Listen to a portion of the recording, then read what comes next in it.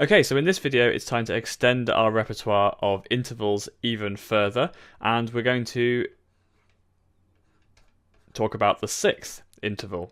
So far we've looked at intervals of a fifth, the distance between those two notes, those notes are a fifth apart, and a fourth, those notes are a fourth apart, a third, these notes are a third apart, and a second. These notes are a second apart. But what about these two notes? Well, hopefully it should all be making a reasonable amount of sense at this point, that because there are 6 letter names between the bottom and top notes of this interval, 1, 2, 3, 4, 5, 6, we're going to have on our hands some kind of a sixth interval.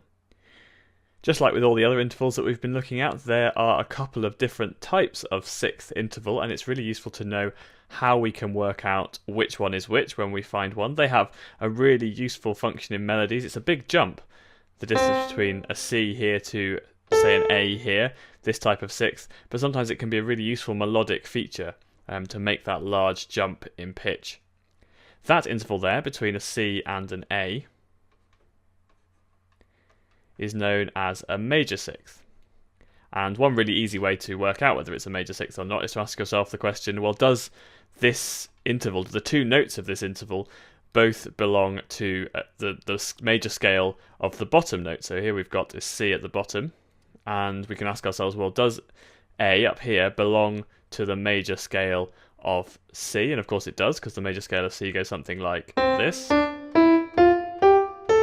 All the white notes of the keyboard, and so because we use an A here, it's telling us that actually we're probably going to be dealing with a major sixth. If we start counting from the C here, we'll go on a journey of 1, 2, 3, 4, 5, 6, 7, 8, 9 semitones. And so another way of working out whether we are dealing with a major sixth, because obviously we're dealing with some kind of sixth because we've used 6 letter names between the C at the bottom and the A at the top, but we might be dealing with maybe a minor sixth or a major sixth. So the way to work that out is either check the scale or count semitones. So if you get 9 semitones from the bottom note of your interval to the top note of your interval, then you're dealing with a major sixth. What about if you were going from a C to an A flat? This is obviously still going to be some kind of sixth because we've used, again, our 6 letter names between the bottom note of our interval and the top note. So this is still some kind of sixth.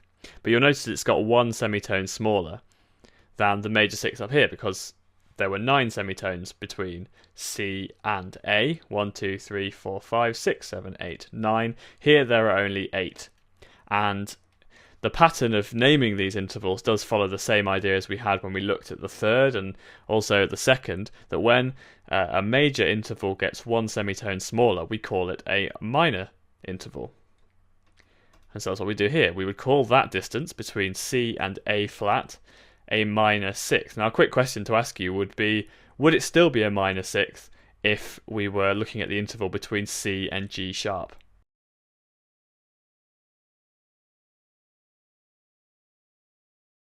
Hopefully you realise that it wouldn't be, because of course as soon as we change the letter names that we're working with, we're probably going to be talking about some other kind of interval. And if we count the notes between C and G, we're talking about a G sharp.